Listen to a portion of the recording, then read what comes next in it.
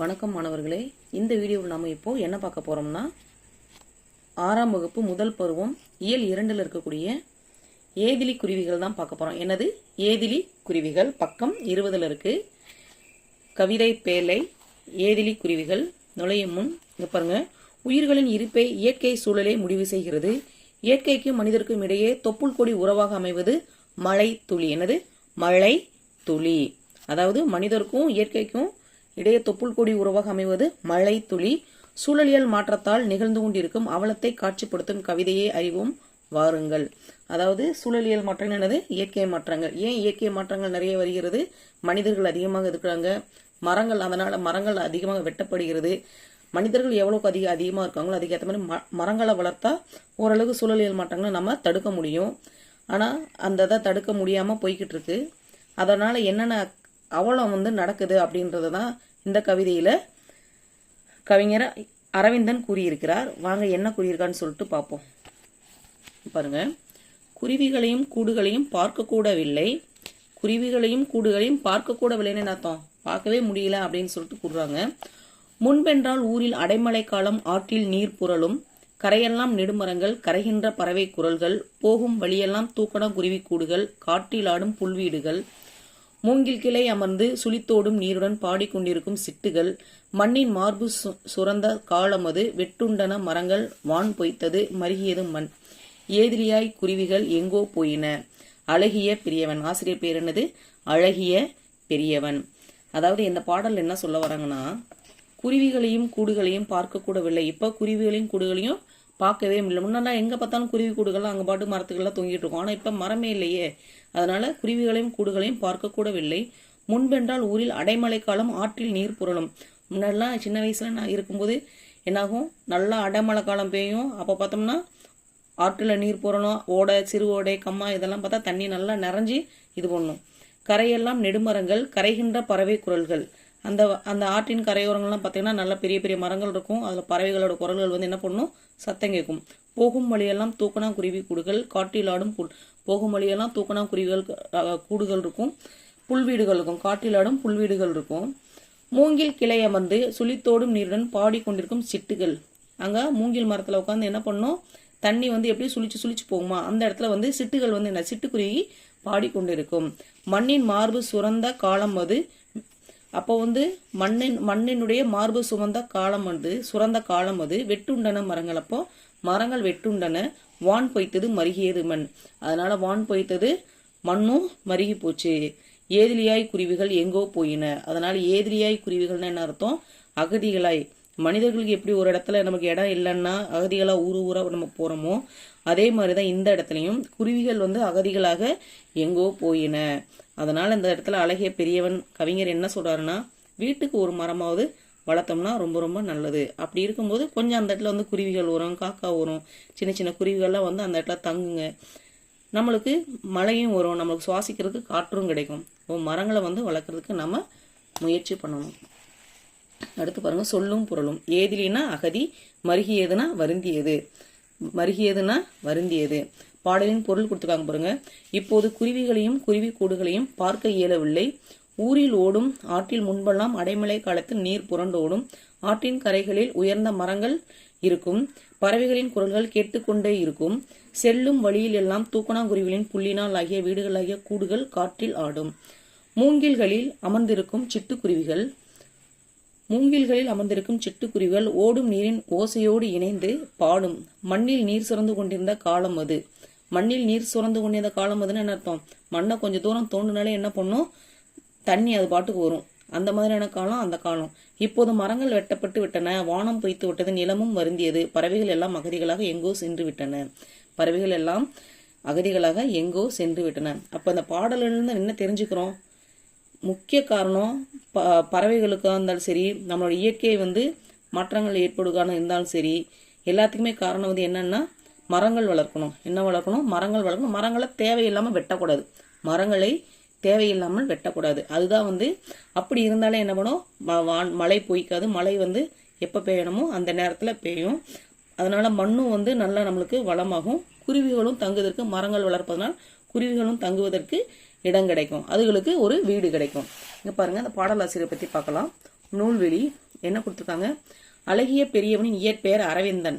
அழகிய பெரியவனினுடைய இயற்பெயர் என்ன? அரவிந்தன். புதினம், சிறுகதை, கவிதை, கட்டுரை போன்ற படைப்பு தளங்களில் இயங்குபவர். என்னென்னது?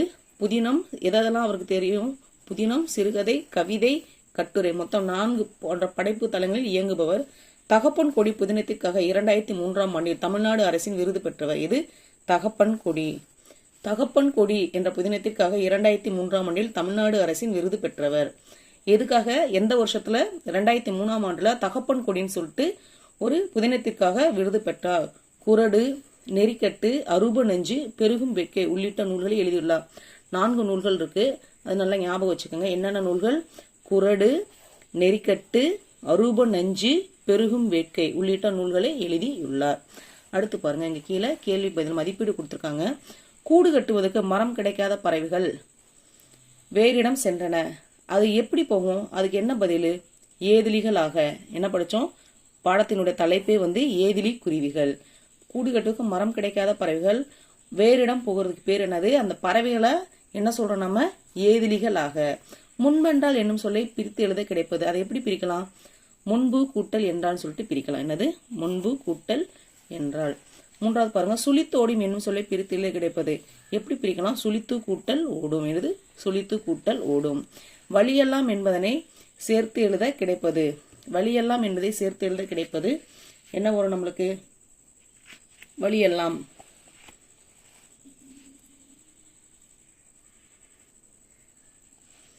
வழி கூட்டல் எல்லாம் என்பதனை சேர்த்து எழுத கிடைக்கும் சொல் வழி எல்லாம். ஈதான் பதில். வழி எல்லாம். அடுத்து பாருங்க, குருவினா கொடுத்துருக்காங்க. முன்பெல்லாம் மழைக்காலம் எவ்வாறு இருக்கும்? அதுக்கு என்ன பதில்? முன்பெல்லாம் மழைக்காலம் எப்படி இருக்கும்? ஊரில் ஓடும் ஆற்றில் முன்பெல்லாம் அடைமழை காலத்தில் நீர் புரண்டோடும். ஆற்றின் கரைகளில் உயர்ந்த மரங்கள் இருக்கும். என்ன இருக்கும்? உயர்ந்த மரங்கள் இருக்கும். அப்போ அந்த மரங்கள்ல பறவைகளின் குரல்கள் கேட்டுக்கொண்டே இருக்கும். இதுதான் குருவினால முதல் கேள்விக்கு பதில். என்னது? ஊரில் ஓடும் ஆற்றில் முன்பெல்லாம் அடைமழை காலத்தில் நீர் புரண்டோடும். ஆற்றின் கரைகளில் உயர்ந்த மரங்கள் இருக்கும். பறவைகளின் குரல்கள் கேட்டுக்கொண்டே இருக்கும். இதுதான் முதல் கேள்விக்கு பதில். 2வது கேள்வி பாருங்க. தூக்கணாங்குருவியின் கூடுகளை கவிஞர் ஏன் புல்வீடுகள் என்று குறிப்பிடுகிறார்? ஏன்னா அது கூடுகள் புல்லால ஆகியிருக்கும், அதனால அதை புல்வீடுகள் என்று கவிஞர் குறிப்பிடுகிறார். இங்க பாருங்க, தூக்கணாங்குருவி இங்க இருந்து எழுதிக்கங்க. எங்க இருந்து? தூக்கணாங்குருவி புள்ளினால் ஆகிய வீடுகளாகிய கூடுகள். தூக்கணாங்குருவி புள்ளினால் ஆகிய வீடுகளாகிய கூடுகள். கூடுகள் எப்படி இருக்கு? புள்ளினால் ஆகிய வீடுகளாகிய கூடுகள் இருப்பதால்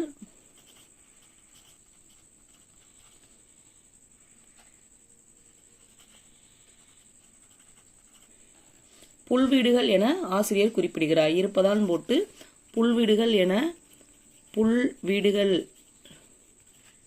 என்று கவிஞர் கூறுகிறார். என்று கவிஞர் கூறுகிறான்னு சொல்லிட்டு எழுதிக்கோங்க. கவிஞர் கூறுகிறார். எப்படி இருக்கு? புல்லால் ஆகிய வீடுகளா இருக்கு, அதனால. 3வது பாருங்க, குருவிகள் ஏதிலிகளாக ஆனதுக்கு காரணம் என்ன? சிறுவனால குருவிகள் ஏதிலிகளாக ஆனதுக்கு காரணம் என்ன? ஏன் அவங்க ஏதிலிகள் ஆனாங்க? அப்போ இதை குறிச்சுக்கோங்க. இங்க பாருங்க, இப்போது மரங்கள் வெட்டப்பட்டு விட்டன. மரங்கள் வெட்டப்பட்டு விட்டன. வானம் பொய்த்து விட்டது. நிலமும் வருந்தியது. பறவைகள் எல்லாம் அகதிகளாக எங்கோ சென்று விட்டன. இதுதான் குருவினாவுக்கு பதில். மரம் வெட்டப்பட்டதுனால வானம் பொய்த்து விட்டது, நிலம் வருந்தியது, பறவைகளும் அகதிகளாக பறந்து சென்று விட்டன. சிந்தனை வேணா கொடுத்துக்கா பாருங்க.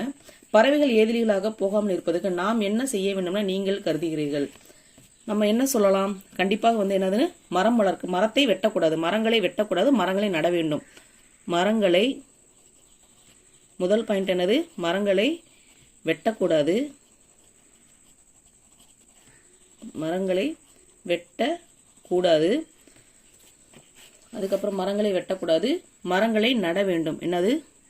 மரங்களை நட வேண்டும்.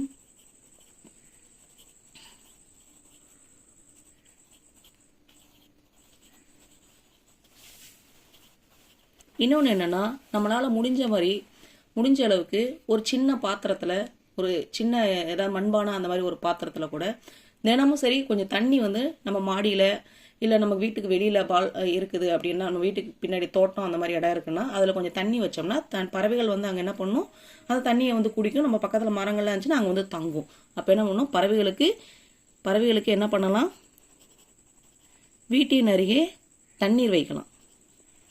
பறவைகளுக்கு வீட்டின் அருகே குடிப்பதற்கு இல்லை அருந்துவதற்கு நீர் வைக்க வேண்டும். அருந்துவதற்கு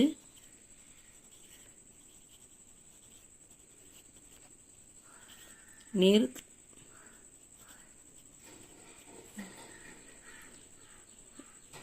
வைக்க வேண்டும்.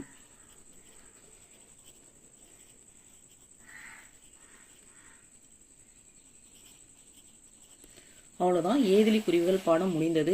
ஏதிலி குருவிகளோட கதை இந்த பாடலோட சுருக்கம் என்னன்னா, மரங்களை வெட்டக்கூடாது. மரங்களை வெட்டினோம்னா பறவைகள் வந்து எங்கேயோ போயிடாது, தங்குறதுக்கு இடம் இல்லாதனால எங்கேயோ போயிடும். அதே மாதிரி மழையும் பெய்யாது. அதை தான் வந்து இந்த பாடத்தில் நம்ம தெரிஞ்சுக்கிட்ட ஒரு விஷயம். முடிஞ்ச அளவுக்கு எல்லாருமே வந்து மரங்களை வளர்ப்போம். இந்த வீடியோ முடிஞ்சது. இந்த வீடியோ உங்களுக்கு பிடிச்சதுன்னா மறக்காமல் லைக் பண்ணுங்கள், கமெண்ட் பண்ணுங்கள். இது வரைக்கும் நம்ம சேனலை சப்ஸ்கிரைப் பண்ணலைன்னா சப்ஸ்கிரைப் பண்ணுங்கள். நன்றி, வணக்கம்.